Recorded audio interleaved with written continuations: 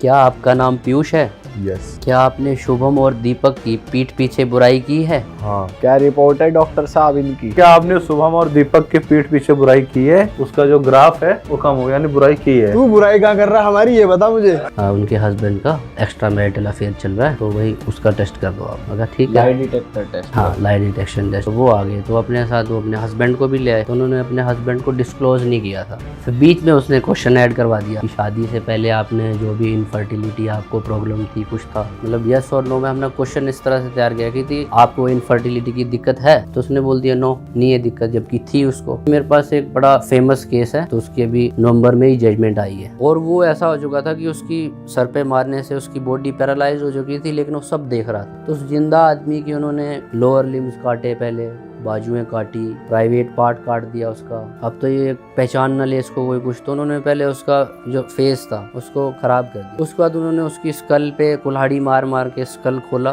उसके बाद उसके पूरे फेस पे और पूरे स्कल पे केरोसिन डाल के जला दिया। ऑलराइट दोस्तों, स्वागत है आपका एक और मजेदार एपिसोड में। जैसा कि आपको पता ही है भाई, रियल टॉक पे आपको अलग अलग यूनिक टॉपिक्स के बारे में बातचीत होती दिख जाती है। बहुत ही वर्सेटाइल टाइप का पॉडकास्ट जो है हमारा रहता है।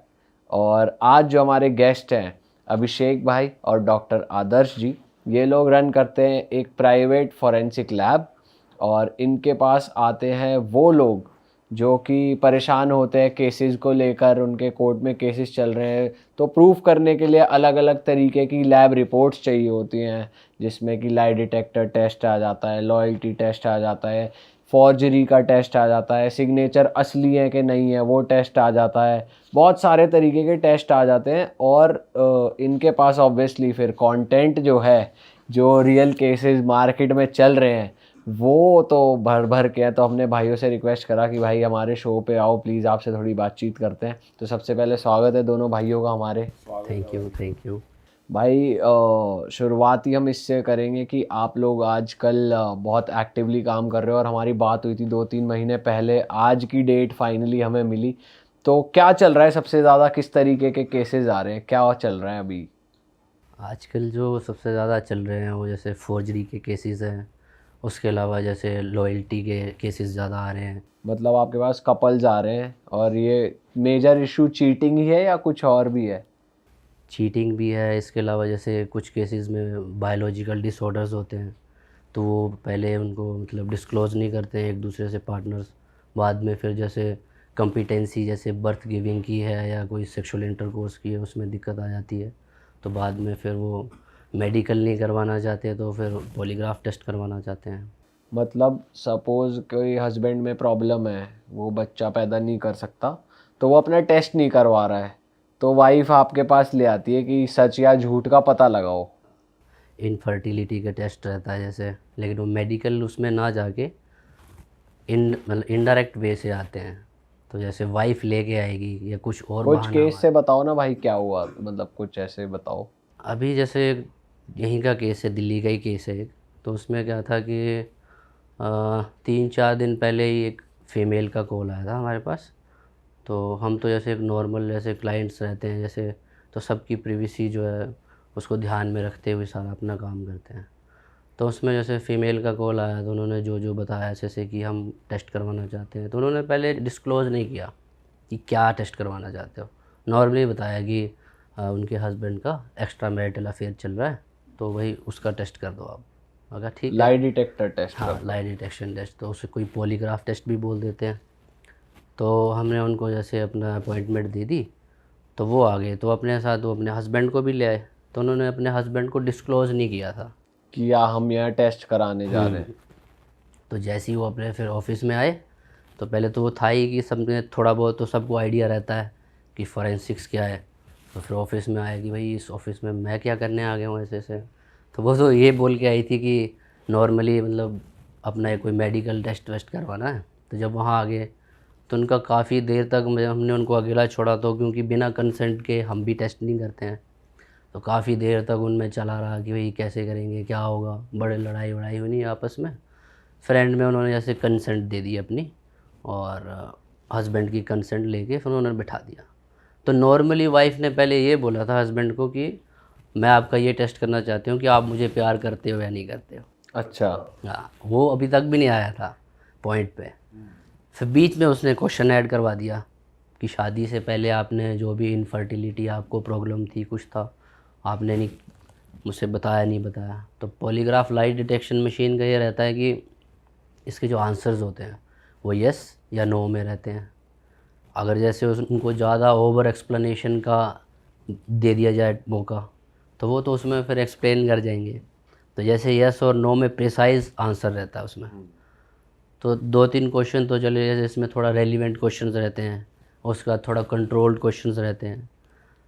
तो नॉर्मली तो जैसे हमने पूछा उनसे कि कभी आपने कोई ट्रैफिक रूल्स तोड़े हैं, नहीं तोड़े, तो ऑब्वियस सी बात है कि ज़िंदगी में हमने भी कभी ना कभी कोई वायलेशन की होती है ट्रैफिक रूल्स की।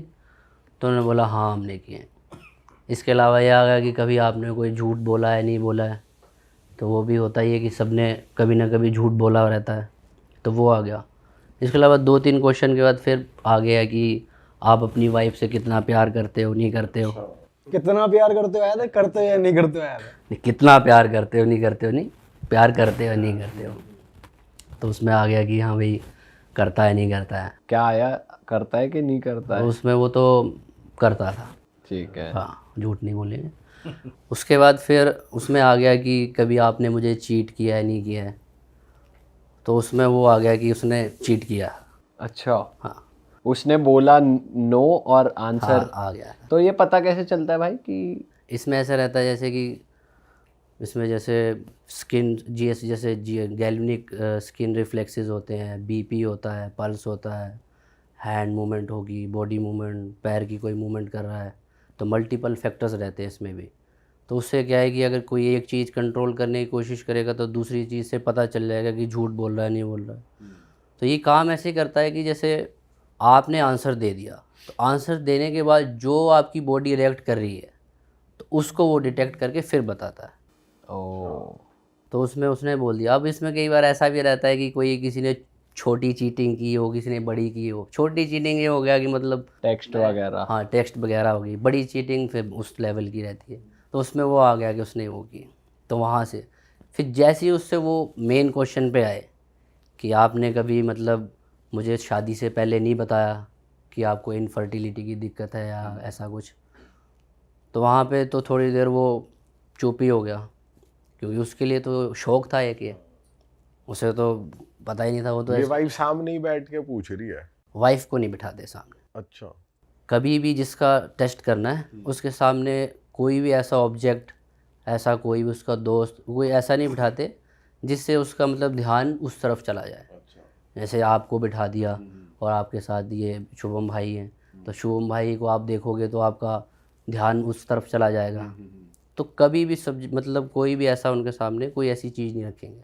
इवन तक कि कोई ऐसे इमेज टीवी या इस तरह का भी नहीं रखते हैं, ताकि वो ध्यान ना भटका पाए, कंसंट्रेट कर पाए उस पर। तो वाइफ नहीं रहती है वहाँ। तो टेस्ट करते हुए सिर्फ 2 ही लोग होते हैं? हाँ, जो एक टेस्ट करने वाला होगा जिसका होता है।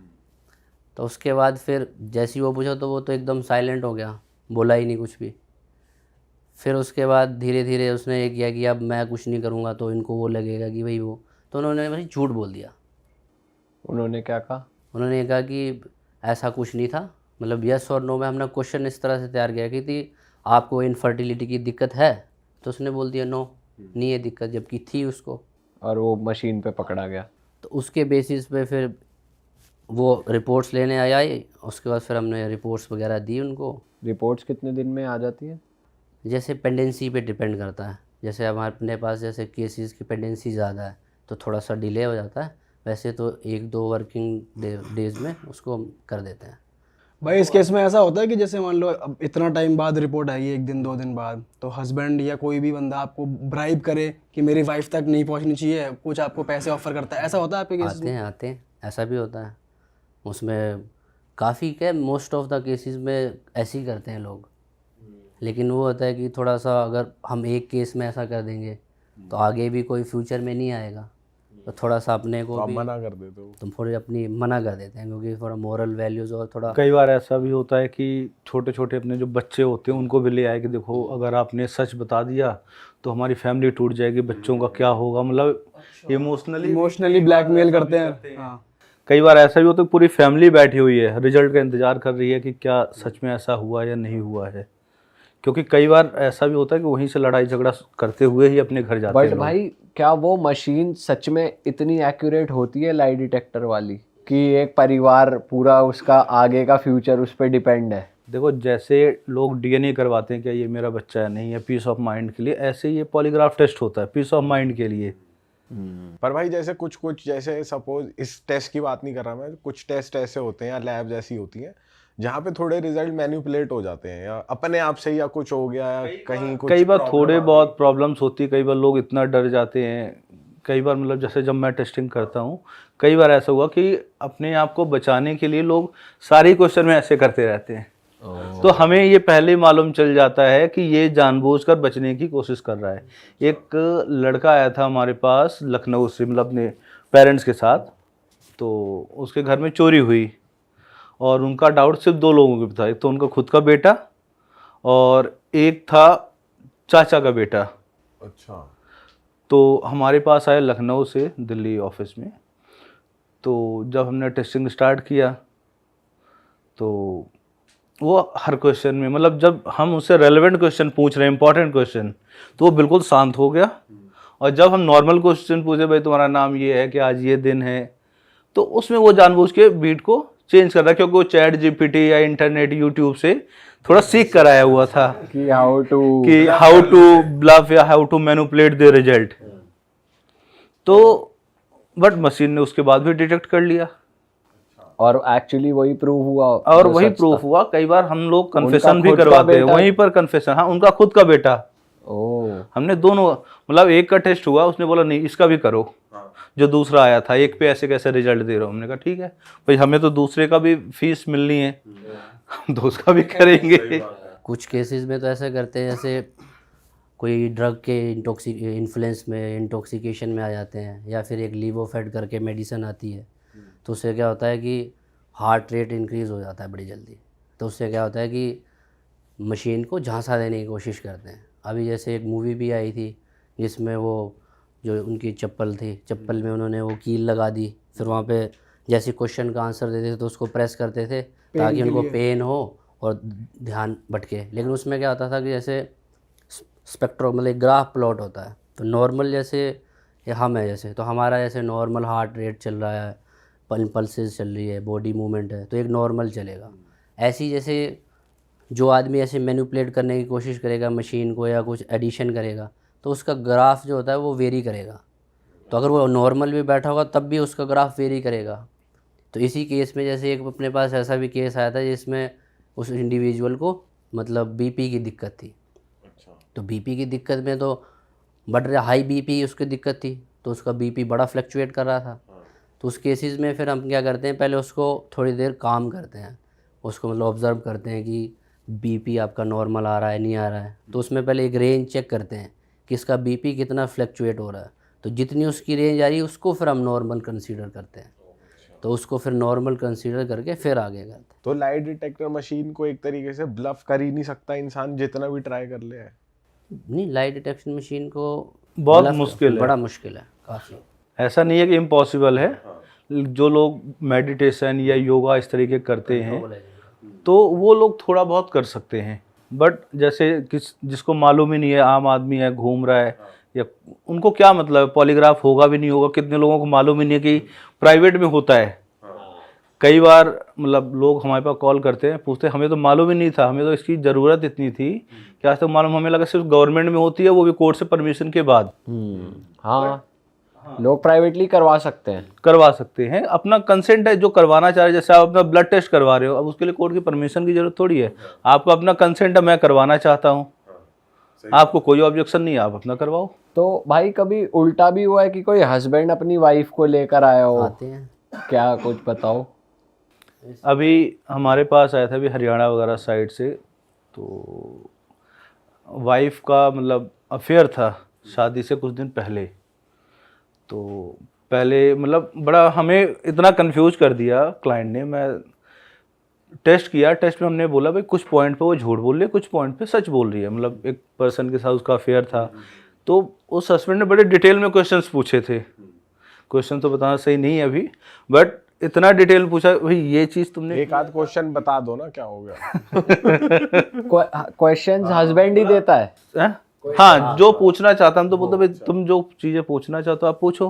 ठीक है। तो कई बार पूछते भाई तुमने एनएल सेक्स किया, तुमने ये वाला सेक्स किया, तुमने ऐसे किया कि नहीं किया, उसका मतलब कई लोग होते हैं ऐसे, मतलब इतना डिटेल्ड पूछते हैं कि हमें तो इतना जानना है।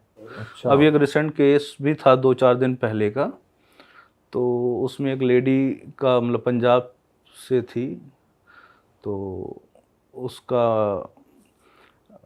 अफेयर था किसी के साथ, हस्बैंड ने पकड़ लिया, उसने एडमिट भी कर लिया, लेकिन उन्होंने बोला मेरा सेक्सुअल कोई चीज़ नहीं हुई, अफेयर था, हम लोग रूम में गए, फिजिकल नहीं हुई। तो हमने जब टेस्टिंग किया, अब उसमें 2 तरीके के क्वेश्चन थे, एक में रिजल्ट आ रहा है, एक में नहीं आ रहा, क्योंकि एक उसमें कुछ ऐसा पार्ट था कि रूम में गए थे, कुछ चीज़ें हुई जिसकी वजह से कुछ रिजल्ट्स में आ रहे थे कि हाँ यहाँ पे झूठ बोल रही है, अगले दिन तो पूरा ही डिनाई कर दीजिए, कुछ हुआ ही नहीं, रूम पे गए। तो फिर उस केस में कैसे आपने रिपोर्ट बनाई, क्या रिपोर्ट आई? रिपोर्ट में यही था कि एक तो क्वेश्चन था कि भाई सेक्स हुआ नहीं हुआ, हमने बोला भाई नहीं हुआ, और दूसरे में क्वेश्चन था थोड़ा सा कि भाई कुछ भी हुआ है, मेक आउट कुछ, हाँ मतलब आप कह सकते हो। तो उस चीज में आया है। ओह। उसमें क्या हुआ था हरियाणा वाले केस में? हाँ, हरियाणा वाला मैं बता रहा था। तो लेडी का फेयर था शादी से मतलब कुछ टाइम पहले, क्योंकि हरियाणा में तो मतलब जाट वगैरह टाइप के लोग रहते हैं, बड़ा स्ट्रिक्ट रहते हैं कि भाई हम भले कुछ कर लें वाइफ कुछ ना करे। तो हमने रिजल्ट में कुछ पॉइंट पे उसने झूठ बोला कि पहले ये नहीं हुआ, फिर उसने उसका दोबारा टेस्ट करवाया, बोला अब इस लड़के का हो गया, अब दूसरे लड़के का नाम ऐड करके, फिर तीसरे का, मतलब जिसपे सबसे कम डाउट था उसके साथ निकल गया कि उसके साथ था। ओह। मतलब होता है ना कि वाइफ उसके माइंड में किसी और के लिए पहले इंप्रेशन में भाई वो था, एक्चुअल में मेन बंदा कोई और था। अच्छा। उसने पर लिस्ट रखी थी सबकी कि मैंने अगर इस पे इससे बचेगी तो इस पे, इससे बचेगी तो उस पे। भाई इतना प्रिसाइज होती है मशीन की नाम के हिसाब से वो? हाँ हाँ, नाम भाई आप मान लो आपको किसी के साथ अफेयर है, मैं रैंडम कोई नाम बोलूंगा, आपका रिएक्शन उसमें आएगा ही नहीं, जिसके साथ आपका है उसी के साथ रिएक्शन, बॉडी स्टिमुलेट करेगी वो उस हिसाब से, आप उसी पे ही तो रिएक्ट करोगे। और भाई जैसे आपने बोला कि बीपी आप देखते हो कि भाई कितना बढ़ रहा है जब पूछा है और जब जवाब दे रहा है, और भी कोई और क्या क्या पैरामीटर्स होते हैं कि जैसे चलो बीपी की बीमारी है किसी को तो वो फ्लक्चुएट तो हो गई, और क्या पैरामीटर? हार्ट इसके बीट, अलावा पल्स। ना जैसे एक डिजीज़ होता है, जैसे जिस डिजीज़ में जैसे हाथ पैर कांपते हैं, देखो होगा ये जैसे ज़्यादा ना एज्ड पर्सन का होता है, लेकिन आजकल क्या है कि कुछ अर्ली एज में भी कोई कईयों को हो जाता है। तो उसमें क्या होता है, हाथ पैर कांप रहे हैं, जैसे कई बार पानी ले रहे हैं तो भी पानी गिर जा रहा है ऐसे, तो उसके केस में क्या होगा कि जैसे जो गैल्विक स्किन रिफ्लेक्शंस होगी या हमारे सेंसर्स होंगे, तो उसमें जैसे इन्होंने भी बताया था वो हाथ हिलाता है ऐसे ऐसे, तो उसमें वो फिर नॉर्मल कंसीडर होता है। अच्छा। तो जैसे उसकी वो मूवमेंट चल रही है तो उसकी मूवमेंट को फिर नॉर्मल कंसीडर करके उसको, वो हमारे लिए एबनॉर्मल, वो हमारे लिए नॉर्मल हो। ओके। हाँ, तो फिर पॉलीग्राफ के अलावा भी जैसे अपने पास जैसे ऑडियो वीडियो एग्जामिनेशन करते हैं हम। हाँ भाई, आजकल ये बहुत चल रहा है, एआई की वजह से डीप फेक बन रहे हैं, ये कैसे एनालिसिस होती है और इसके कोई क्या केसेस आते हैं आपके पास? इसमें जैसे मेनली जैसे हमारे पास सॉफ्टवेयर रहते हैं, जैसे एमपेड 5 है, वेब पैड है, ऐसे और भी सॉफ्टवेयर्स रहते हैं। और इसमें क्या होता है, जैसे जो वीडियो है, जैसे वीडियो में जैसे एडिटिंग टेम्परिंग चेक करने के लिए फ्रेम बाय फ्रेम एनालिसिस किया जाता है। तो इसमें मेरे पास एक बड़ा फेमस केस है, तो उसकी अभी नवंबर में ही जजमेंट आई है। तो उसमें ये अपना पंजाब का केस है ये भी। तो उसमें क्या था, एक मेरे पास ऐसी नॉर्मली कॉल आते हैं, क्वेरी आती है, तो एक एडवोकेट के थ्रू क्वेरी आई थी मेरे पास हाई कोर्ट के कि आप ऑडियो वीडियो एग्जामिनेशन में डील करते हैं। मैंने हाँ जी करते हैं। तो सबसे पहले तो वही जो आपसे बात हुई थी कि यही नहीं पता होता है कि हम प्राइवेट भी ये सब चीज़ें करवा सकते हैं। अब मेनली जैसे सरकारी जैसे CFSL है, SFSL है, RFSL है, यहाँ से कोई रिपोर्ट कोर्ट में दे दी है ना, तो उसका क्रॉस नहीं करवाना चाहते हैं, ना काउंटर रिपोर्ट दिलवाना चाहते हैं, क्योंकि लोगों को पता ही नहीं कि ये चीज़ प्राइवेट भी कर सकते हैं। तो उन्होंने पहले यही पूछा कि आप ऐसा मिले, हाँ हम ऐसा काम करते हैं। तो उसमें क्या हुआ था कि एक इंडिविजुअल थे, तो उनका ना अपना जैसे ये प्यूरीफायर होते हैं, वाटर प्यूरीफायर, इनका अपना काम था। तो उन्होंने आईजी ऑफिस में सेटअप कर दिया सारा, उनसे उनकी बात हुई कि हम ऐसे ऐसे इस बिल्डिंग में इतने प्यूरीफायर लगा देंगे। तो उन्होंने अपने उस डिफाइंड टाइम पीरियड में उन्होंने एक्वागार्ड लगा दिए सारे। अब जैसे ही उनका काम ख़त्म हुआ, असाइनमेंट कंप्लीट कर दी उन्होंने, तो उन्होंने अपने मतलब पेमेंट मांगी कि सर इतना इतना हमारे फ़ीस हुई है। तो आगे से उन्होंने उनको ये जवाब दिया, जो भी ऑफिशियल्स थे, कि किस बात के पैसे। अच्छा। तो उन्होंने बोला कि मैं भी तो अपना परिवार पाल रहा हूँ, मैं भी तो अपनी सर्विसेज दे रहा हूँ, मेरी भी तो सर कॉस्टिंग है इसमें, तो मैं तो अपना काम कर रहा हूँ, तो उस चीज़ की फिर ऐसे करते करते थोड़ा सा आर्गूमेंट्स बढ़ते गए।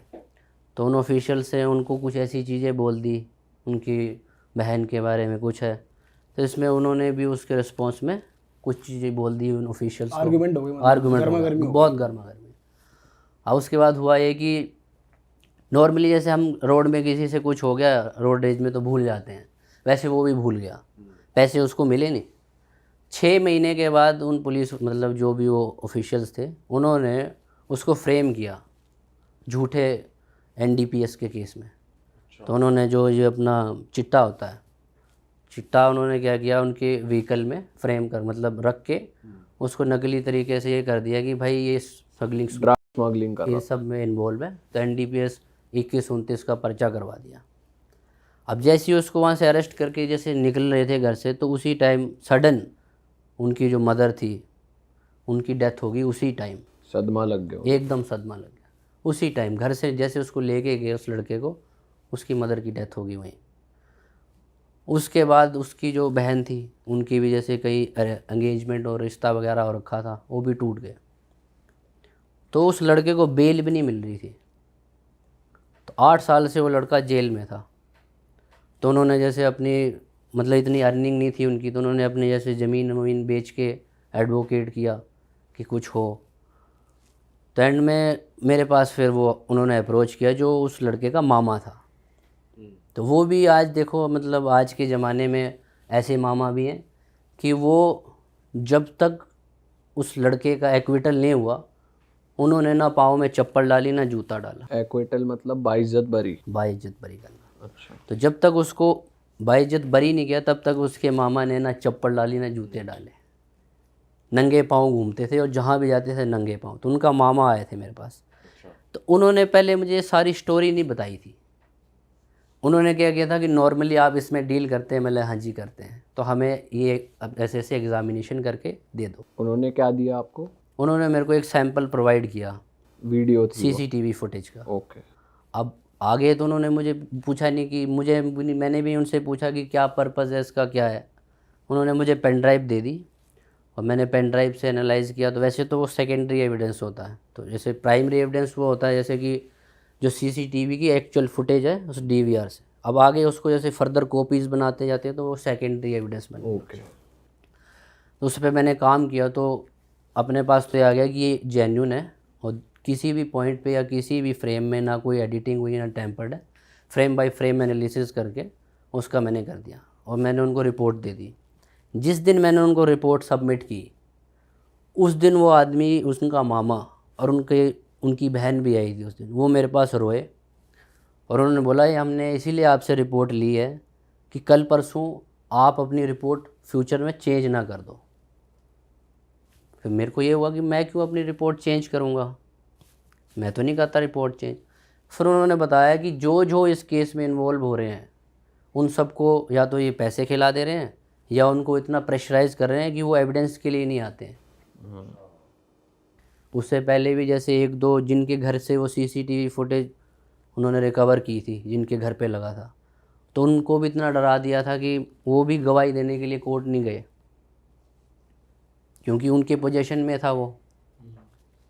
अब मेरे घर के बाहर कैमरा लगा होगा तो मेरे पोजीशन में है ना, तो मेरी गवाही, तो उन्होंने इतना उनको डरा दिया कि कोई गवाही देने भी नहीं जा रहा था।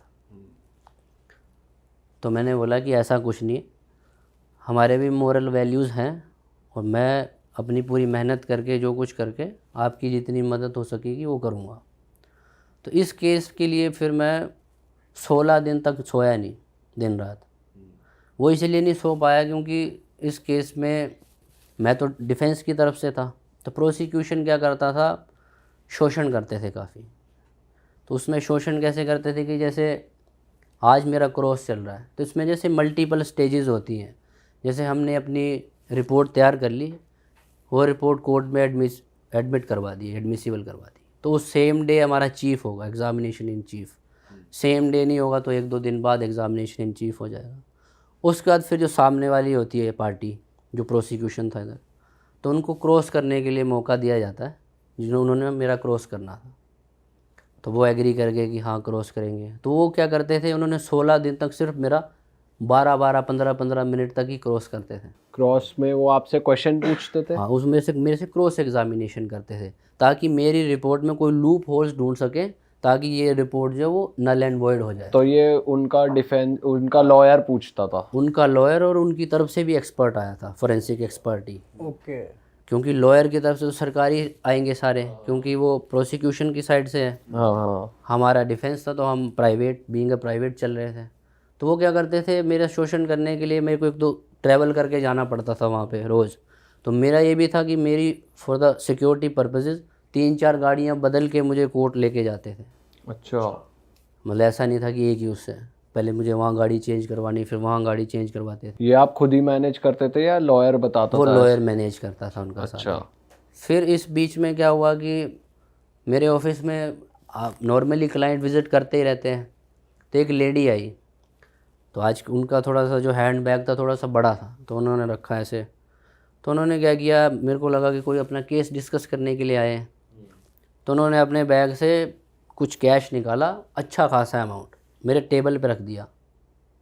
कितना अमाउंट था? 20 से तो ऊपर ही था। अच्छा। तो फिर मैंने पूछा कि ये क्या है, तो तब तक तो मुझे ये समझ नहीं आ रहा कि ये मुझे किसी केस में मैंने जिताया है इनको, कि उस चीज़ की मुझे वो दे रहे हैं या क्या दे रहे हैं। फिर उन्होंने वो मुझे सारा वो जो माइक्रोफोन लगा के, ईयरफोन लगा के, उनके साथ कनेक्ट थी वो लेडी। अच्छा। तो उन्होंने मुझे बोला कि ये या तो ये पैसे ले लो, या तो हम तुम्हें इस केस में फंसाएंगे कि तुम हमसे पैसे मांग रहे हो इस एवज में कि इस केस में तुम ऐसी ऐसी टेस्टिमनी दोगे। लेकिन उनको ये नहीं था पता कि मेरे ऑफिस में भी स्पाई कैम्स लगा रखे होते हैं। तो मेरे ऑफिस में वो सारी जो वीडियो थी वो रिकॉर्ड होगी उस लेडी की। और जैसे ही मैंने बोला तो वो पैसे इकट्ठा करना भी भूल रही थी। अच्छा। जल्दी जल्दी उसने हश हश में सारा वो किया। तो फिर मैंने पीछे से 2-3 और पकड़ाए कि ये भी ले जाओ, ले जाओ तुम्हारे ये भी बच गए। फिर मैंने वो वीडियो जो थी वो भी मैंने कोर्ट में जज साहब की परमिशन से प्ले करवा दी, क्योंकि कोर्ट में कोई भी एविडेंस है, कुछ भी है, तो जब तक जज साहब परमिट नहीं करेंगे तो वो हम नहीं वहाँ पे एडमिट करा। तो मैंने वो प्ले की, तो वहाँ पे मैंने सबसे पहले ये दिखाया। फिर उस वजह से फिर मेरे को सिक्योरिटी भी मिली, गनमैन भी प्रोवाइड किए कोर्ट ने। उसके बाद फिर उनको कुछ नहीं मिल रहा था, तो वो क्या करते थे कि जैसे आज मुझे बुला लिया तो पूरा दिन भर मुझे वेट करवाते थे कि आज पीपी साहब वहाँ बिज़ी हैं, आज पीपी साहब यहाँ बिज़ी हैं। तो उन्होंने मेरा शाम के टाइम क्रॉस का सेकंड टाइम में रखना है। सुबह बुला लेते थे, आप अर्ली मॉर्निंग आ जाया करो। अर्ली मॉर्निंग आके सेकंड टाइम में मेरा क्रॉस करते थे। और क्या करते थे, 10-15 मिनट क्रॉस किया और अगली डेट डाल देते थे। फिर 10-15 मिनट क्रॉस किया, अगली डेट डाल। केस आगे खींचे जा रहे हैं। हाँ, तो इसमें जजेस भी इन्वॉल्व हो गए थे? जजेस नहीं थे इन्वॉल्व। जज तो काफ़ी ऐसे थे कि वो ये चाहते थे कि अगर इस लड़के ने ये जुर्म किया है तो इसको कन्विक्शन हो, नहीं किया है तो इसका एक्विटल हो। वो तो ये देख रहे थे। जज साहब ये है कि उनका तो ये था कि वो दोनों तरफ का सुन रहे थे अच्छे से। फिर ऐसे करते करते 16 दिन में लगातार गया हूँ क्रॉस में, 16 दिन क्रॉस हुआ। तो एट द एंड फिर क्या हुआ कि फिनिश हो गया क्रॉस, सब हो गया, उनकी एविडेंसेस भी ख़त्म होगी, हमारी भी होगी। फिर उसमें वो लड़का 8 साल के बाद जेल से छूट गया। किस बेसिस पे? उसी वीडियो के बेसिस? उस सीसीटीवी फुटेज की वजह से। उसमें क्या था कि उसमें पुलिस वालों ने ये शो किया था पॉइंट ऑफ अरेस्ट को कि हमने इसको, एक चौक है वहाँ पे उनके एरिया में, उस चौक से अरेस्ट किया है। जबकि वो सीसीटीवी फुटेज में ये आ रहा था कि उस लड़के को उन्होंने घर से उठा के गाड़ी में डाला है। अच्छा। तो उससे पॉइंट ऑफ अरेस्ट जो था उनका वो प्रूव नहीं कर पा रहे थे वो। अब जब पॉइंट ऑफ अरेस्ट ही नहीं प्रूव किया तो उनको कैसे पता कि कितना माल कहाँ से कैसे बरामद किया। इसका मतलब उन्होंने सारा ये प्लॉट किया है फॉल्स तरीके से, एक चीज गलत हुई, पीछे का सारा इन्होंने मैनिपुलेट करा हुआ है और वो सारा मैनिपुलेट किया। और उसमें सबसे पहले हमारा ये काम था कि हमने ऑडियो, एक तो सी सेकेंडरी एविडेंस, तो वो पहले वो देखना था कि इसमें टेम्परिंग एडिटिंग है या नहीं है। तो फ्रेम बाय फ्रेम एनालिसिस करके और जितने भी अपने जैसे MP5 है और भी काफ़ी सॉफ्टवेयर से उसको एनालाइज किया कि ऑडियो जो ये वीडियो है ये जेन्युइन है। उसके बाद उस वीडियो में जो स्क्रीन सीन्स शो हो रहे हैं, जो भी उसमें प्ले हो रहा है, तो उससे वो भी प्रूव हो जाता है कि whatsoever showing in this particular video it is also genuine, वो भी जेन्युइन है। और जो टाइम रन कर रहा है वीडियो पे वो भी वेल सिंक्रोनाइज्ड है वीडियो के टाइम से, तो ये उससे वो भी प्रूव हो गया कि इसमें जो भी सीन्स आ रहे हैं, जो कुछ आ रहा है वो भी जेन्युइन है। तो पॉइंट ऑफ अरेस्ट ही नहीं पुलिस प्रूव कर पाई, तो इसीलिए उस लड़के का 8 साल के बाद हमने एक्विटल करवाया। तो फिर वो 8 साल के बाद फिर वो लड़का आया, तो उन्होंने उनके ये जो राइट वाले जैसे अपने ये जितने भी ये लात थी उसकी वो पूरी तोड़ रखी थी उन्होंने, मार मार के जेल में उसको। तो उसके पूरे बाद में जब आया तो उसके मामा ने फिर उसकी वो पूरी लात वात पहले सही करवाई। फिर वो आए अपने पास, तो मेरे ऑफिस में आए, फिर उनके वो बहन भी आई, वो लड़का आया जिसका हमने एक्विटल कराया, उसके मामा भी आए। तो उस दिन फिर ऐसे लगा कि जो पढ़ाई की है ज़िंदगी में ये काम आई है और हमने मतलब समाज के लिए भी कुछ किया है। वाह यार, भाई वाकई में बहुत बढ़िया काम किया यार आपने। तो इसी की तरह जैसे एक और केस है अपने पास, तो ये केस है हिमाचल प्रदेश का। तो हिमाचल प्रदेश में एक जगह पड़ती है चंबा, तो न्यूज़ में भी काफ़ी चला था ये केस। तो इसमें क्या था कि लेकिन ये थोड़ा सा अलग अलग कम्युनिटी के ऊपर चला गया केस। इसमें क्या था कि 2 कम्युनिटी है, नाम नहीं लूँगा, तो उनका ऐसा कहना था कि ये जो लड़का है, इस लड़के का अफेयर हमारी लड़की के साथ था और ये कुछ ऐसी हरकतें कर रहे थे जो एक शोभा नहीं देती है, कुछ इस तरह का उनका। इस चक्कर में उन्होंने इसको मार दिया। अब नॉर्मल क्या था, एक जैसे वो गरीब परिवार का लड़का था, वो क्या करता था कि जैसे पहाड़ों में जाते होंगे आप, तो एक खच्चर होती है, तो खच्चर में जैसे पहाड़ों में रोड नहीं होता कुछ जगह में, तो वो खच्चर से राशन पहुंचाता था ऊपर। तो उन लोगों के लिए ही वो लड़का बेचारा राशन पहुंचाने जा रहा था। अच्छा, उसको पैसे दे दिए थे उन्होंने, तो जैसे उसमें जैसे चावल आटा जितनी भी ग्रोसरी नीड्स होती है वो सब उस खच्चर से वो पहाड़ से ऊपर उनको लेके गया था। अब वो लोग कुछ इलीगल एक्टिविटीज़ में इंडल्ज थे, ऊपर जो लोग हाँ वो जो लोग थे, और उन लोगों ने काफ़ी बड़े एरिया पे, काफ़ी बड़ी स्केल पे उस एरिया पे पोजीशन कर रखा था, इलीगल पोजीशन। और वहाँ वो जैसे पोर्चिंग करते थे। पोर्चिंग मतलब होता है जानवरों की तस्करी। हाँ, उसके अलावा जैसे वो भांग भूंग का तस्करी भी करते थे इस तरह। तो उसको पता चल गया राशन वाले लड़के को। राशन वाले लड़के को। अब जैसे ही उसने जल्दी जल्दी वहाँ पे वो खच्चर से वो गिराया और वो भागने लगा, इतने में क्या हुआ, उसको आवाज़ लगाई कि इतने दूर से तू थका हुआ है, ऐसा कर कि पानी वानी पी ले, चाय पी ले। तो ऐसा होता है कि पहाड़ियों में चाय का बड़ा वो होता है कि चाय कोई पूछ ले तो फिर ना नहीं करते हैं। तो चाय पीने के लिए जैसे गया, तो उनका क्या था, ऐसे डिखरे बोलते हैं उनके नीचे बैठने के लिए, जैसे हमारा सोफ़ा है तो वो डिखरा बनाया होता है, डिखरे पे वो बैठ गया उसको चाय जैसे देने के लिए। इतने इस बीच में ही पीछे से कोई आया और उसने उस लड़के पे कुल्हाड़ी मार दी उसके सर पे, और वो लड़का वहीं अनकॉन्शियस हो गया। अब क्या हुआ, उनको लगा कि ये मर गया है, तो उन्होंने जो कटर होता है जिससे लकड़ियाँ काटते हैं, बड़ा वाला कटर डीजल से जो चलता है, तो उनको लगा ये मर गया, तो उस कटर से उन्होंने उसको काटना शुरू कर दिया। और वो ऐसा हो चुका था कि उसकी सर पे मारने से उसकी बॉडी पैरालाइज हो चुकी थी, लेकिन वो सब देख रहा था। तो उस जिंदा आदमी की उन्होंने लोअर लिम्स काटे, पहले बाजुएं काटी, प्राइवेट पार्ट काट दिया उसका, एंड में फिर उन्होंने उसकी गर्दन भी काट दी। फिर उनको ये भाई कि अब तो ये पहचान ना ले इसको कोई कुछ, तो उन्होंने पहले उसका जो फेस था उसको ख़राब कर दिया, डिसफिगर कर दिया पूरा। उसके बाद उन्होंने उसकी स्कल पे कुल्हाड़ी मार मार के स्कल खोला, उसके बाद उसके पूरे फेस पे और पूरे स्कल पे केरोसिन डाल के जला दिया। अब ये है कि हड्डियाँ इतनी जल्दी तो जलती है नहीं है।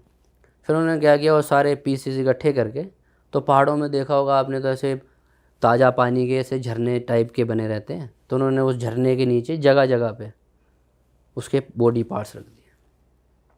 अब वो क्या था कि वो एक जैसे जो घर पे भी उसकी माँ थी मतलब अकेली, तो उसके फादर की भी मतलब डेथ हो चुकी थी, तो उसकी माँ ढूंढती रही कैसे रही, कहाँ गया ऐसे करते करते, तो फिर काफ़ी टाइम हो गया, तो किसी ने बोला कि आप ऐसा करो थाने में चले जाओ, तो थाने में एक बार लिखवा दो, मिल गया तब भी ठीक है, तब भी अच्छा ही है, कोई बात नहीं, नहीं मिलेगा तो कम से कम ये तो होगा कि।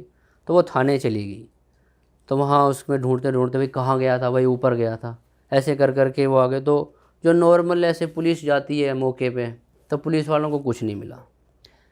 फिर 3-4 दिन हो गए, तो 3-4 दिन में फिर से उन्होंने फिर एक फोरेंसिक की टीम बुलाई, फिर फोरेंसिक की टीम भी आई वहाँ। फिर उन्होंने क्या किया, स्निफिंग डॉग वगैरह पुलिस ले आई थी, पुलिस की वजह से डॉग स्क्वाड होती है तो उसमें स्निफिंग डॉग्स वगैरह, तो उन्होंने जब वहाँ पे स्निफिंग डॉग की उससे देखा तो वहाँ पे बॉडी पार्ट्स उनको मिल गए। अब इस केस में एक सबसे बड़ा ट्विस्ट ये था कि नॉर्मली फोरेंसिक्स में रहता है कि जब हमें किसी की, जैसे हम कैसे किसी इंसान को पहचानते हैं, चेहरे से। आप जैसे पीयूष भाई को देखेंगे या कुछ देखेंगे तो आप चेहरे से ही पहचानोगे, सही बात है। और तो हमारा कुछ है नहीं, हम तो देखेंगे भाई ये अच्छा ये है ये वो है, तो उन्होंने उसका वो चेहरा ख़राब कर रखा था। तो दूसरा क्या होता है, डीएनए करते हैं, तो डीएनए किससे करते हैं, पेरेंट्स से, है ना। वो लड़का जो था वो सौतेला था, ओ, अडॉप्टेड था वो, उनका था ही नहीं। उनका था ही नहीं, तो उसका डीएनए भी करते तब भी तो उसकी माँ से मैच होता ही नहीं। फिर बड़ा इसमें बड़ा वो पड़ा, ये रहा वो रहा। फिर उनको जैसे शिनाख्त के लिए उनकी माता को बुलाया, तो माता ने जब देखा ऐसे ऐसे वो, तो बॉडी वैसे तो डिकम्पोज हो चुकी थी काफ़ी हद तक, तो कुछ ऐसे एरियाज़ थे बॉडी में जहाँ से मतलब उसकी जो मदर थी उसने बर्थ मार्क देख लिया अपने बच्चे का। डीएनए से तो पता चलता नहीं, तो उन्होंने देखा कि बचपन में क्या था कि जब उनकी मदर ने बताया कि वो आयरन करी थी, मतलब प्रेस कर रहे थे कपड़े, तो उस टाइम वो आ गया था तो जल गया होगा वो, तो उस पूरे एरिया पे उन्होंने देख लिया कि ये, प्रेस का निशान है। तो उससे उन्होंने शिनाख्त की, उन्होंने पहचान की कि ये मेरा ही बेटा है। तो कुछ केसेस में देखो डीएनए भी काम नहीं किया। तो आप कैसे इन्वॉल्व हुए इस केस में?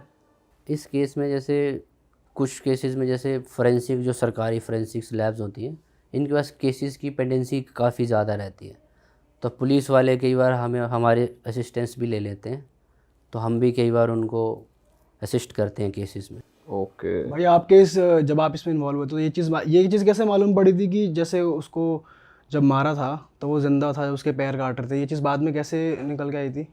वो जब जिन्होंने मारा था उसको, तो उन्होंने उनकी स्टेटमेंट रिकॉर्ड की गई ना तब। अच्छा, तो फिर ये तरीका सब उन्होंने वो भी बताया। है। दूसरी चीज़, जब पोस्टमार्टम होता है ना बॉडी का, तो उसमें भी मालूम चल जाता है कि जैसे मान लो कोई पार्ट को हम कट कर रहे हैं, जिंदा है तब कट हो रहा है या मरने के बाद कट किया गया है, या कई बार ऐसा भी होता है कि जैसे होता है ना, जिंदा आदमी पानी में डूब के मर गया, सुसाइड कई बार करते हैं, और कई बार मार के और फिर पानी में डाल देते हैं। तो वो चीज़ भी फोरेंसिक का जब पोस्टमार्टम होता है तो उसमें अलग डिस्टिंग्विश कर लेते हैं कि कैसे मरा है। अगर भाई कोई बॉडी बहुत टाइम बाद मिली है, सपोज 10 साल बाद मिली है, और तो तब भी पता 10 लग साल जाए। बाद तो क्या ही मिलेगी, अच्छा, 10 साल बाद तो मुझे लगता है कि हड्डी के अलावा, तो हड्डियों से पता चल जाता है।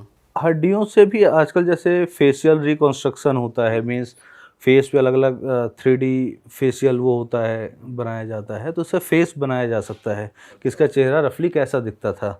आजकल एआई भी यूज हो रहा है इसमें एआई भी काफी। यूज होता है, या आप फेस का वो लेते हो, एक्सरे लेते हो, और उस एक्सरे को 3D में कन्वर्ट कर देते हैं विद फेस। कि अच्छा इसका फेस कैसा दिखता होगा। बिल्कुल। भाई जैसे एआई की इन्वॉल्वमेंट बहुत हो गई है, जो डीप फेक भी बहुत बन जा रही हैं, वीडियोस और ऑडियोस को भी काफ़ी मैनिपुलेट कर देते हैं आजकल लोग। तो जैसे आप बता रहे थे ऑफ कैमरा कि कुछ सेलिब्रिटीज़ या पावरफुल लोग अपने होटल रूम्स की भी आपसे इन्वेस्टिगेशन कराते हैं, तो वो उसमें क्या करते हैं आप? उसमें ऐसा रहता है जैसे कि कोई सेलिब्रिटी है या पॉलिटिशियन है, तो वो क्या करते हैं, जैसे उन्होंने कहीं रुकना है, होटल्स में रुक रहे हैं या कहीं बाहर जा रहे हैं, दुबई जा रहे हैं, कहीं जा रहे हैं, तो वो हमारी सर्विसेज होती है इसमें, जैसे स्पाई कैम्स होते हैं, तो पर इंच के हिसाब से स्पाई कैम्स हम चेक करते हैं उस पूरे होटल में। और होटल वाले अलाउ कर देते हैं, हाँ जाओ कर लो? वो कंसेंट लिया होता है उन्होंने। अच्छा। तो जो वहाँ रुक रहे हैं जैसे सेलिब्रिटी है या पॉलिटिशियन है, तो उनके कंसेंट से और होटल वालों के कंसेंट से फिर हम वो पूरा उसको एग्ज़ामिन करते हैं, सर्च करते हैं। तो पर इंच के हिसाब से स्पाई कैम्स चेक होते हैं, वॉशरूम से लेकर, लॉबी से लेकर, लिविंग रूम, ड्राइंग रूम, और जहाँ सारा रूफ, फ्लोर।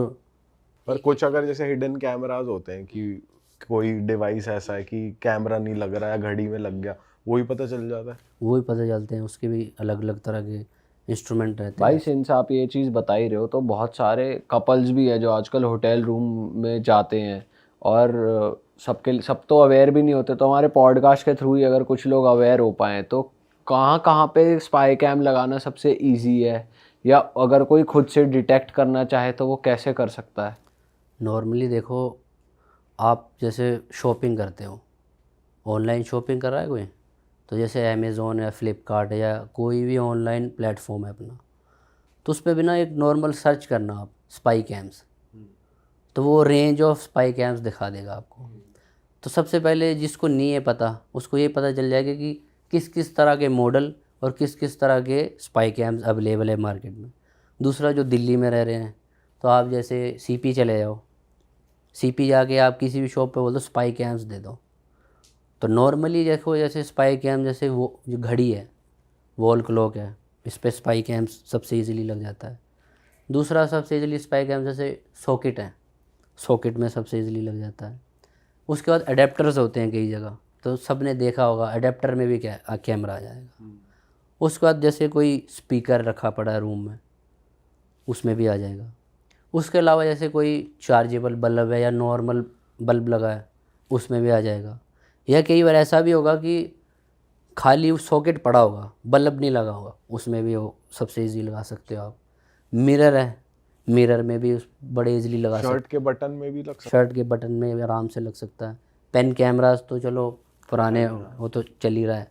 उसके अलावा जैसे रिंग में आ गया है, की चेन में आ गया है, चश्मे में आ गया है, ईयरिंग्स में आ गया है, और उनकी क्वालिटी इतनी अच्छी है, नाइट विज़न भी है कईयों में। तो और इसको बचने का तरीका? इसका बचने का तरीका ये है कि जैसे नॉर्मल बीइंग अ कपल जब कहीं पे भी जा रहे हो, तो कोई भी अनवांटेड चीज़ जो है रूम में, जैसे कि कोई घड़ी पड़ी है या कुछ पड़ा, उसको निकाल लो, और जैसे जिस तरफ फेस होगा उसको नीचे करके फिर अपने पास कोई भी चीज़ है उससे ढक दिया है। इसके अलावा जैसे स्पाई कैम चेक करने के लिए अलग अलग तरह के जैसे इंस्ट्रूमेंट्स आते हैं, वो भी आपको ऑनलाइन अवेलेबल हो जाएंगे। तो आपने बस नॉर्मल लिखना है, जैसे अमेज़ोन या कहीं गए हो आप, तो उस ऑनलाइन में आपने सर्च करना है कि स्पाई कैम्स चेकर या इस तरह का कोई इंस्ट्रूमेंट, तो वहाँ आ जाएगा। कोई एप्लीकेशन है फ़ोन में कि पता फ़ोन की चल जाए? एप्लीकेशन नहीं काम करती है, अच्छा। नहीं। वो तो एक इन्होंने अपना जैसे ऐप्स वालों ने ये कि ज़्यादा डाउनलोड हो जाए मल्टीपल टाइम, तो है वो नहीं काम करती ना। आपको एक प्रॉपर इंस्ट्रूमेंट लेना पड़ेगा, वो भी अच्छी कंपनी का। उसमें क्या होगा, वो अच्छे से काम करेगा उसमें।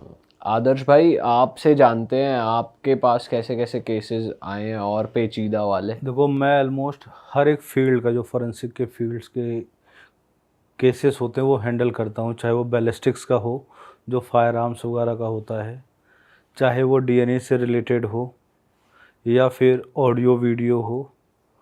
फायर के केसेस, जैसे आजकल लोग इंश्योरेंस क्लेम के लिए अपनी बड़ी बड़ी फैक्ट्रियों को आग लगा देते हैं सो दैट कि इंश्योरेंस क्लेम हो जाए। तो इस तरीके के जो केसेस होते हैं, जो कॉम्प्लेक्स केसेस होते हैं या हाई प्रोफाइल केसेस होते हैं, उस तरीके के मैं केसेस सॉल्व करता हूँ। इवन जो साइबर से रिलेटेड केसेस होते हैं, अभी एक नोएडा का ही एक मैंने केस सॉल्व किया था, क्योंकि सरकारी लैब में पता नहीं पुलिस ने उसको भेजा नहीं।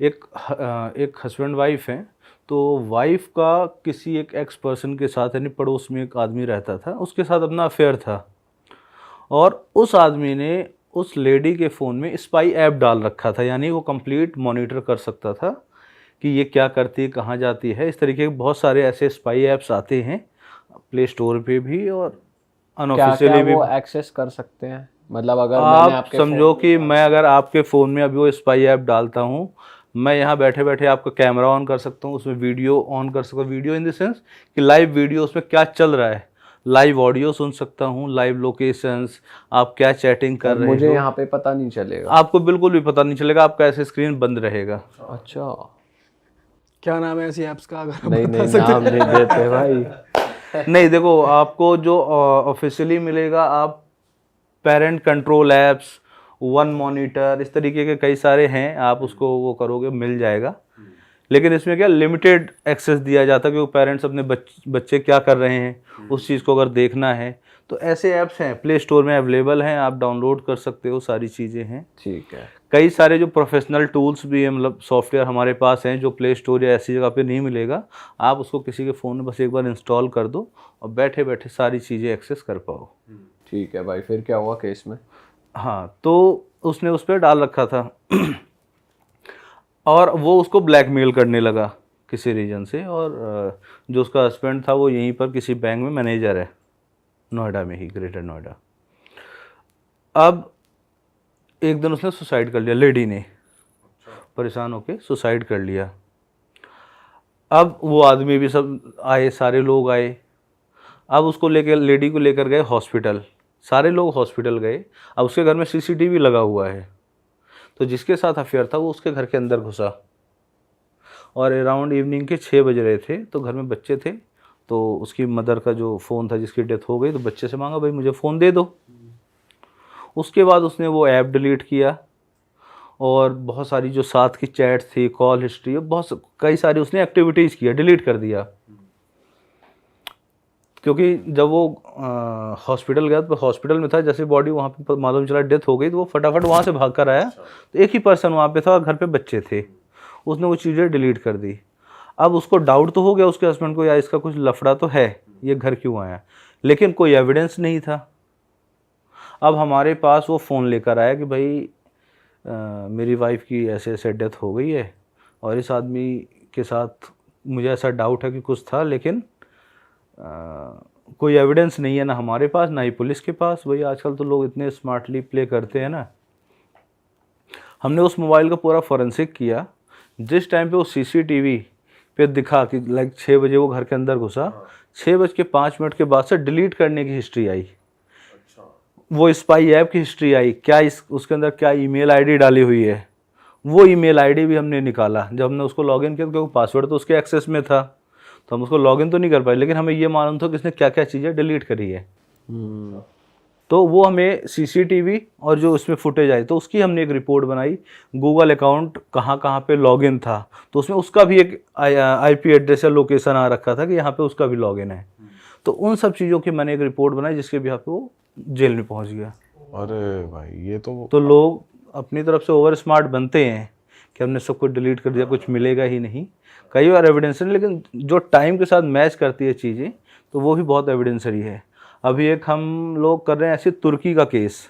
उसमें क्या है भाई? तुर्की का केस ऐसा है कि एक मतलब बहुत दूर एक सीसीटीवी है, मतलब मिलिट्री वगैरह का एक बाउंड्री पे एक सीसीटीवी है, और उसके आगे आप देखोगे थोड़ा सा जंगल, और जैसे पहाड़ों में होता है स्टेप बाय स्टेप ऐसे घर बने होते हैं।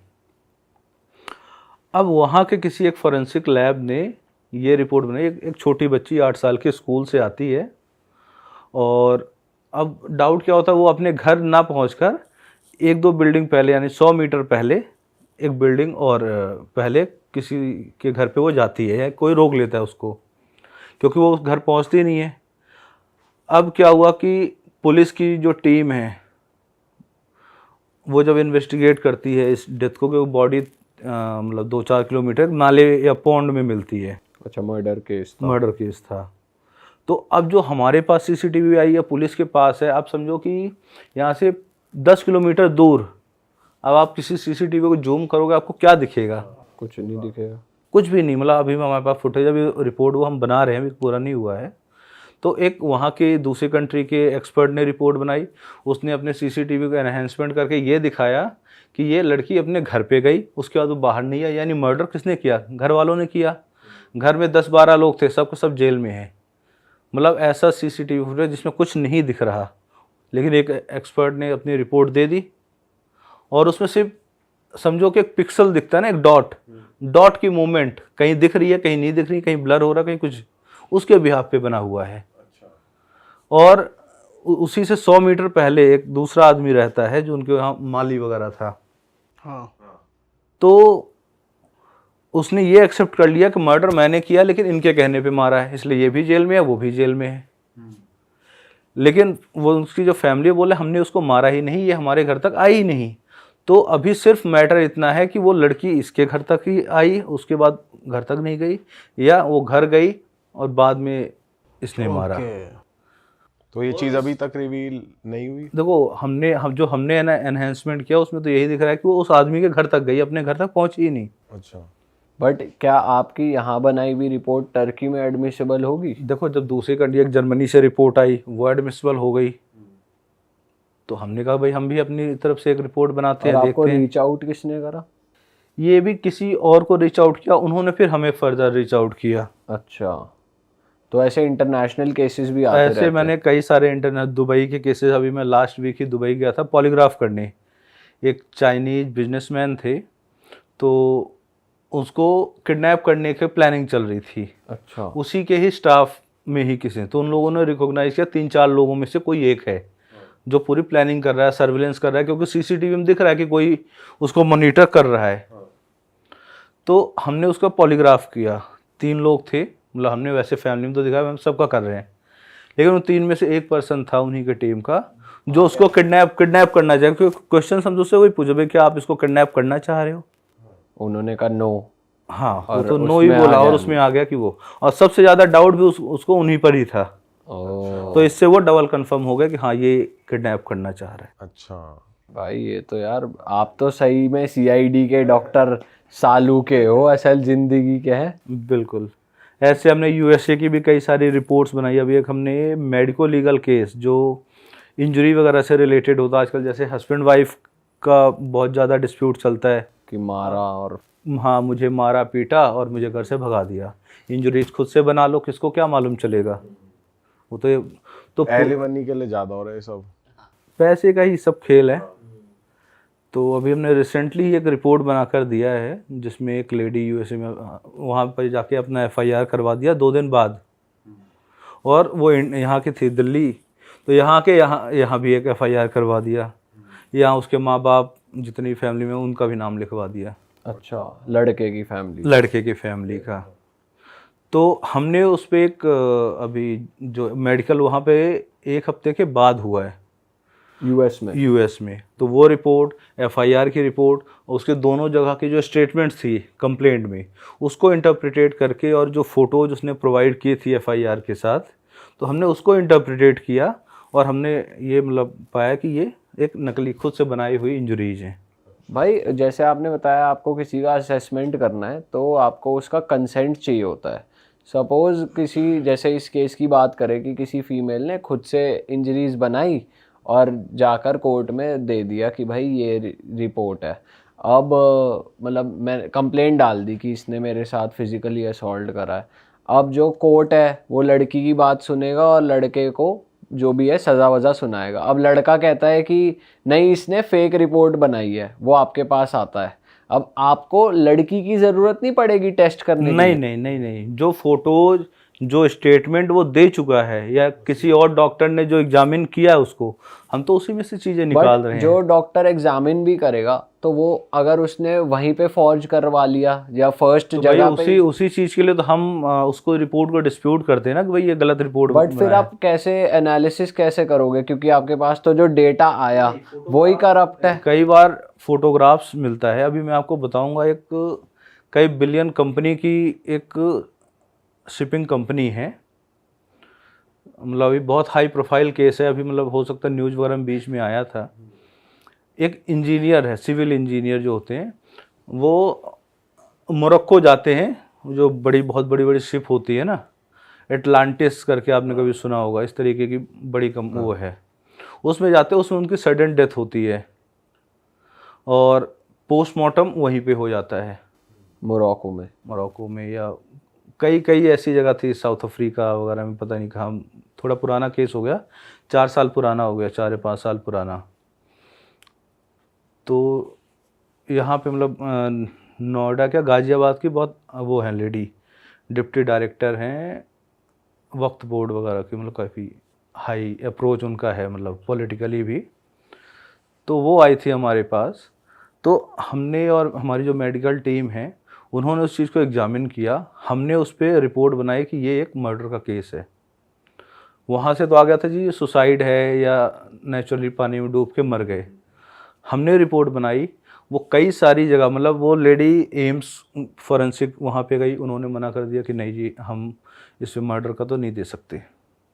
और एक दो जगह हॉस्पिटल में गई, उन्होंने डिनाई कर दिया। हमने रिपोर्ट बनाई, हमारी रिपोर्ट के बिहाफ पे आज के टाइम पे जो 2-4 और उसमें इंजीनियर थे जिन पे मर्डर का चार्ज केस चल रहा है। अच्छा, कैसे बाहर आया ये, मतलब पता है? आपने कैसे ये जो analysis- पोस्टमार्टम वगैरह हुआ ना, तो विसरा वगैरह सारी चीज़ें रखी जाती है, पेट के अंदर क्या क्या मिला। तो डॉक्टर जिसने फर्स्ट एग्जामिन किया तो उसने लिखा था कि जो ये ट्रैक होता है एसोफेगस वगैरह वो जला हुआ है। जला हुआ इन से जैसे आप कोई एसिडिक चीज़ पी लो तो इस तरीके की चीज़ आएगी। तो भाई कैसे आएगा बॉडी में किसी के, यानी जो इसकी इनर लाइनिंग है वो रेडनिंग है और जला हुआ है। तो इस तरीके की चीज़ें बहुत सारी फाइंडिंग्स थी।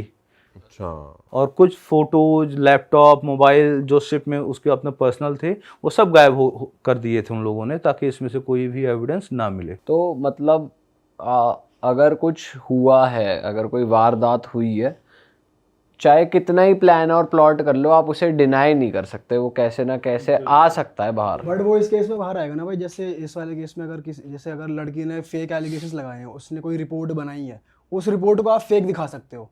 अगर वो फर्स्ट टाइम कोई रिपोर्ट भी नहीं बनी है, कुछ भी नहीं है, उस केस में तो फिर उससे कंसेंट लेके उसका टेस्ट ही करना पड़ेगा। नहीं polygraph, देखो, तभी निकलेगा। हर चीज़ के लिए देखो पॉलीग्राफ नहीं होता। कोई पर्सन मना कर सकता है भाई मुझे पॉलीग्राफ नहीं करवाना, तो उस पर तो हम फोर्सफुली तो नहीं कर सकते। लेकिन जो दूसरे एविडेंसेस जो मेडिकल, मतलब पॉलीग्राफ से भी ज़्यादा इंपॉर्टेंट होता है जो मेडिकल होते हैं, जो इंजरी बनी है, नेचर ऑफ इंजरी। कई बार वही फ़ोटोग्राफ किसी मेडिकल बोर्ड में भेजी जाती है कि भाई ये फ़ोटोज़ देख के आप बताओ ये सेल्फ इन्फ्लिक्टेड है, यानी खुद से मारा हुआ है, या किसी और ने मारा है। इवन आप किसी को ब्लेड मार रहे हो, कोई चीज़ मार रहे हो, सारी चीज़ें मालूम चल जाती है फॉरेंसिक में कि आपने खुद से मारा है या किसी और ने मारा है। अच्छा, तो दोस्तों बहुत देर से हम बात कर ही रहे थे lie detector test, polygraph test के बारे में, तो अभी वो हम लाइव करने वाले हैं। पहली बार हमारे पॉडकास्ट पे ऐसा हो रहा है कि आज लाइव लाई डिटेक्टर टेस्ट करेंगे। पीयूष भाई को पूरा बिल्कुल, मुझे शिकार बना दिया इन्होंने। आज हाथ आई मशीनें गया लगा दी है। आज सारे राज खुल जाएंगे पीयूष भाई के। बस बस थोड़ा कम करना बस। भाई थोड़ा सा बता दो अभी हम क्या क्या लगाया है हमने और हम क्या क्या मॉनिटर करने वाले हैं। बीपी ज्यादा तो नहीं आ रहा? अब तो पकड़ा जाएगा जो भी है। शांत बैठ जा थोड़ी देर। भाई ये क्या लगाया है? सो अभी सबसे पहले ये आपको 2 ट्यूब्स दिख रही होंगी जो कि न्यूमो ट्यूब्स बोलते हैं, जो कि आपकी ब्रीदिंग रेट को, यानी सांस आदमी धीरे ले रहा है, तेज ले रहे हैं, ब्रीदिंग रेट क्या है उसके लिए लगाई गई है। एक आपको वाइट वायर दिख रही होगी, एक ब्लैक वायर, 2 चीज़ें। फिर उसके बाद ये हाथ पे आपने देखा होगा, ये तो बीपी के ये बीपी के लिए है। फिर आपका हाथ पे 3 सेंसर्स लगे हुए हैं।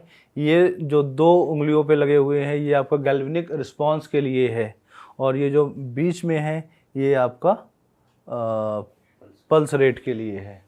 साथ ही साथ जहाँ ये बैठे हुए हैं उनकी सीट के नीचे भी एक सेंसर लगा है, जो कि बॉडी अगर ये मूवमेंट करते हैं, कोई एडजस्टमेंट करते हैं, तो ये उस चीज़ को डिटेक्ट करने के लिए है। और साथ ही साथ इनके जूते के नीचे 2 सेंसर लगे हैं जो कि पैरों के मूवमेंट को रिकॉर्ड करेगा। जी परफेक्ट, सही है।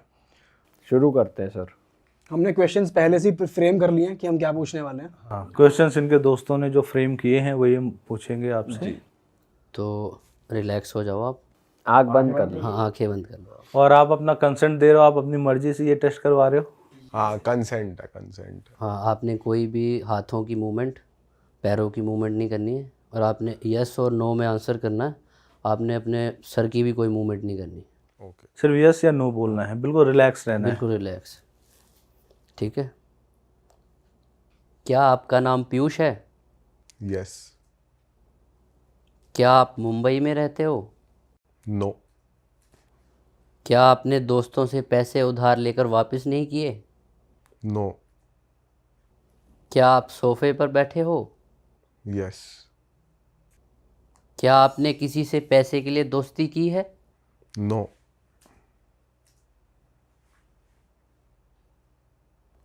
क्या आपने शुभम और दीपक की पीठ पीछे बुराई की है? हाँ।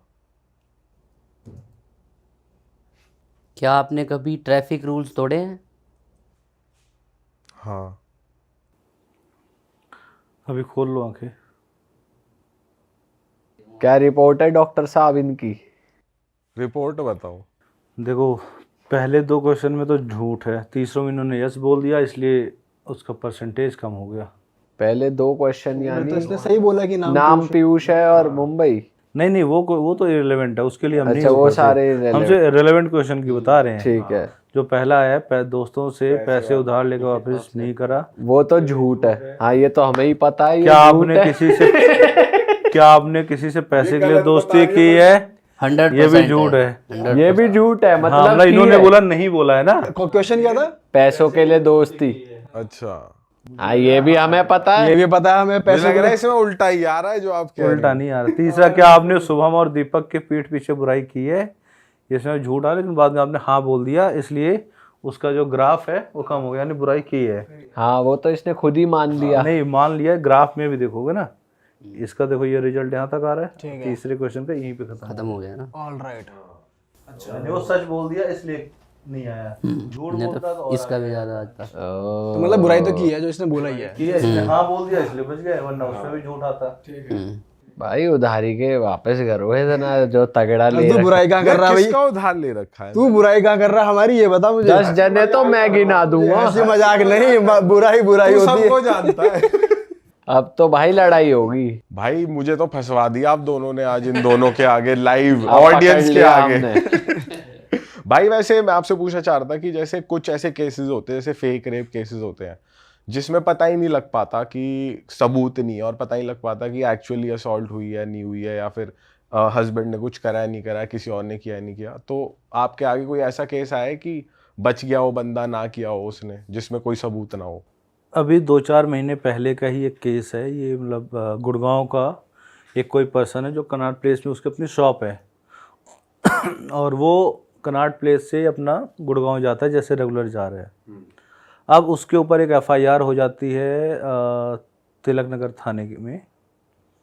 तो एक लड़की बोलती है जी मुझे इस आदमी ने कुछ नशीले पदार्थ कुछ ऐसा पिला दिया कोल्ड ड्रिंक में मिला के, उसके बाद मैं बेहोश हो गई। उसके बाद जब मैंने देखा कि मैं तो सड़क पे पड़ी हुई हूँ, मेरा पेट दर्द हो रहा है, फिर मैं जब डॉक्टर के पास गई, दिखाया, तो बोले कि भाई तुम्हारे साथ तो ऐसी ऐसी चीज़ें हुई हैं। तो एक FIR लॉन्च हो जाती है उस पर्सन के अगेंस्ट। अब होता क्या है कि जो गवर्नमेंट लैब की रिपोर्ट होती है, जो पुलिस जहाँ भेजती है, तो वहाँ से भी ये रिपोर्ट आ गया कि DNA मैच हो गया, यानी लड़की के जो इंटरनल बॉडी पार्ट्स में से जहाँ से स्वैब और ये सब चीज़ें लेते हैं, तो वहाँ से मैच आ गया। मतलब बड़ी अजीब बात है, जो आदमी वहाँ गया ही नहीं, वो आदमी उस लड़की को जानता तक नहीं। हाँ उस आदमी को मतलब उस लड़की को जानता भी नहीं है, उसका कोई कनेक्शन नहीं है। वो तो मतलब उसके चेहरा देखोगे कोई काम वाली टाइप वो होते हैं ना। तो कई बार ऐसा भी होता है कि लोग इम्प्लांट कर देते हैं किसी को कि भाई तुम जाके अपना FIR कर दो।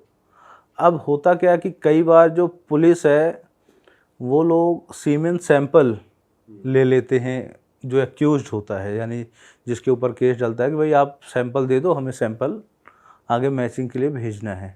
तो ऐसे केस में ये भी हो जाता है कि भाई अब पुलिस के पास है, अगर वो किसी के साथ मान लो बाई चांस मिली हुई है, तो कोई आदमी कहीं भी मिला भी सकता है। सही बात है। अब एक्सपर्ट क्या करेगा? एक्सपर्ट तो कहेगा भाई हाँ जी मैच रिपोर्ट आई है। तो इस तरीके का एक केस आया हमारे पास, आया भाई बोला मैंने तो कुछ किया ही नहीं, मैं उसको जानता भी नहीं हूँ, वहाँ से DNA मैच आ गई। तो फिर हमने DNA रिपोर्ट वगैरह पढ़ी। DNA की रिपोर्ट में सारा पूरा प्रोसीजर के साथ दिखा रहे हैं।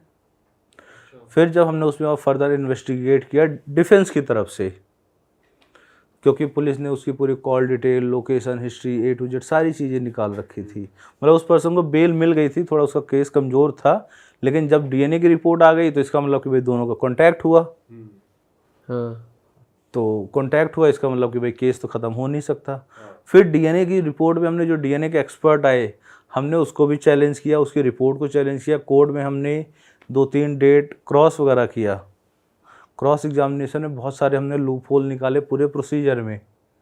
और जो CDR है, CDR भी ये प्रूफ कर रहा था कि वो पर्सन सीपी से गुड़गांव की तरफ ही गया है, उसका मतलब दूसरे डायरेक्शन में जाने का राजौरी या तिलक नगर साइड का कोई कनेक्शन था ही नहीं।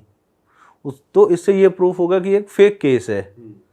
फिर उसके अलावा इसमें सीसीटीवी एज एविडेंस मिला, सीसीटीवी में ये आइडेंटिफाई हो कि हाँ ये पर्सन यहाँ से निकला, यानी सीपी से निकला, लेकिन कहाँ तक गया, क्योंकि हर एक सीसीटीवी में तो चेहरा आता नहीं है। तो वो चीज़ को ऑथेंटिकेट किया कि हाँ ये पर्सन वही है जो इस इतने बज के इतने मिनट पे सीपी पे है, यानी एक पर्सन जो सीपी में है सेम टाइम पे वो किसी दूसरे लोकेशन पे नहीं हो सकता। करेक्ट। तो इस तरीके से मतलब केस में बहुत सारे लोगों, क्योंकि देखो कोई भी अगर मैनिपुलेट करेगा कहीं ना कहीं तो कमियां छोड़ेगा ही छोड़ेगा। और ये केस फिर बाद में पता चला कि डाला क्यों था और किसने डलवाया? ये मतलब दो लोगों की अपना ना फाइनेंशियल उस पर इशू लड़ाई चल रही थी, यानी जो एक्यूज था उसका अपने किसी दोस्त के साथ पैसे का कुछ लेन देन का वो था, वो दे नहीं रहा था, तो उसने सोचा कि चलो ऐसे इसको केस में फंसवा दें। लेकिन आप समझो ना, एक छोटी सी चीज के लिए कई बार किसी की लाइफ बिल्कुल बर्बाद हो जाती है। जो एक भाई इंडिया में तो किसी पे केस लग गया तो बस फिर वो तो फिर गिल्टी हो गया, अनटिल प्रूव्ड नॉट गिल्टी। वो भी ठीक है, लेकिन उससे पहले सोसाइटी तो पहले सब कुछ मान लेती है ना। वो तो सजा सुनाने से पहले केस तो बाद में चलेगा, सोसाइटी की नज़रों में तो पहले ही बन गया कि इसने तो रेप करा है। कुछ केसेस में तो जैसे बाइज्जत बरी भी हो जाता है, उसके बाद भी बोलेंगे पैसे लेके छूटा होगा। हाँ, मानते नहीं नहीं मानेंगे। सोसाइटी का अपना पर्सपेक्टिव है। और ये ऐसा नहीं है ये कि बोथ जेंडर के लिए है, फीमेल के लिए भी मेल के लिए भी, दोनों के लिए। और कोई मोस्ट स्ट्रेंज केस भाई अगर आपको अपने करियर का याद हो? एक दो ऐसे भी मतलब केसेस तो बहुत सारे हैं। एक पॉलीग्राफ से रिलेटेड था कि एक आदमी के ऊपर गैंग रेप, मतलब जैसे 4-5 लोगों पे गैंग रेप का केस चल रहा था। उसमें से एक पर्सन आता है, ये भी हरियाणा का ही केस है। तो उसमें उसके वकील और मतलब 4-5 वकील लेकर आया था, प्लस वो खुद आया था वकील को पहले ये यकीन दिलाने के लिए कि मैं इनोसेंट हूँ, मैंने कुछ नहीं किया। अच्छा। और वकील जब हमारे पास आए तो उन्होंने बोला था भाई आप इसका टेस्टिंग करो, ये अभी फरार है, मतलब पुलिस ने उसको अरेस्ट नहीं किया, अरेस्ट वारंट निकला हुआ था। तो उन्होंने बोला अगर ये एक्यूज्ड है, अगर ये कल्प्रिट है, इस टेस्ट में अगर ये आता है तो हम इसको खुद ही जाके पुलिस स्टेशन छोड़ आएंगे, और अगर नहीं है तो हम भाई लड़ेंगे इसके लिए, जो भी 4-5 वकील। तो क्या रिजल्ट आया? रिजल्ट आया कि वो इन्वॉल्व नहीं था। अच्छा। मतलब आप समझो कि किसी एक पर्सन के ऊपर अगर रेप केस डला हुआ है, वो तो कितना नर्वस होगा। सही बात है। लेकिन वो बिल्कुल साफ साफ क्लियर 100% रिजल्ट आया कि इसका कोई इन्वॉल्वमेंट नहीं है। ऑल राइट भाइयों, मज़ा आ गया आपसे बात करके, और इतना इंटरेस्टिंग एपिसोड था। हमें तो लगता है यार वाह, कितनी हम भी लकी हैं कि हमें ऐसी ऐसी चीज़ें जानने को मिल रही है, प्लस हमारी ऑडियंस को भी नई नई चीज़ें जानने को मिल रही हैं। और अभी हम भाई से बात भी कर रहे थे कि अभी तो बहुत कुछ है कि साइन फॉर्ज कैसे होते हैं, एनवेलप को बिना खोले आप कैसे पढ़ सकते हो, उसके अंदर क्या लिखा है, कौन से एनवेलप यूज़ करने चाहिए, कैसे आप हर तरीके के फ्रॉड से बच सकते हो। इसके लिए हम भाइयों के साथ एक सेकंड एपिसोड भी करेंगे। अगर आपको इस एपिसोड में मज़ा आया तो ज़रूर पार्ट 2 के लिए कमेंट कर दो। ये लोग बहुत बिजी रहते हैं तो ज़्यादा कमेंट करना, ताकि हम इन्हें कह पाएँ कि भाई हमारी ऑडियंस को सेकंड एपिसोड चाहिए। बिल्कुल भाई, अगली बार इन दोनों के सीक्रेट खुलने चाहिए। फिलहाल हम इस एपिसोड को करते हैं यहीं पे ख़त्म। अगर आपको कुछ भी हेल्प चाहिए, इनको अपने कोई, आप भगवान ना करे किसी प्रॉब्लम में हो, अगर आपको कुछ हेल्प चाहिए और आपको लग रहा है दोनों भाई आपकी हेल्प कर सकते हैं, तो इनकी कॉन्टैक्ट डिटेल्स हम डिस्क्रिप्शन में डाल रहे हैं, आप लोग रीच आउट कर सकते हैं। और इस एपिसोड को यहीं ख़त्म करते हैं। आप जाते जाते कुछ कहना चाहते हो ऑडियंस से? मैं तो यही कहना चाहता हूँ कि जैसे आपने कहा कि किसी को कभी कोई ज़रूरत ना पड़े, किसी को कभी कोई ज़रूरत भी पड़ती है तो कोई फाइनेंशली अगर उस लायक नहीं है, तब भी वो लोग भी हमें अप्रोच कर सकते हैं। और ऐसे भी किसी को भी कोई कंसल्टेशन चाहिए हो तो वो भी हम फ्री ऑफ कॉस्ट प्रोवाइड कराते हैं। वाह, ऑल राइट जी, चलो भाई पॉडकास्ट को करते हैं ख़त्म। अगर आपको इस पॉडकास्ट से मज़ा आया तो भाई लाइक कर दो, हमारे चैनल को सब्सक्राइब भी कर दो। बहुत से लोग हैं जो बिना सब्सक्राइब हुए पॉडकास्ट एंजॉय करते हैं, तो डू सब्सक्राइब। चलो जी, bye bye, see you, take care, अपना ख्याल रखो, मिलेंगे नए पॉडकास्ट में। ओके जी, बाय बाय।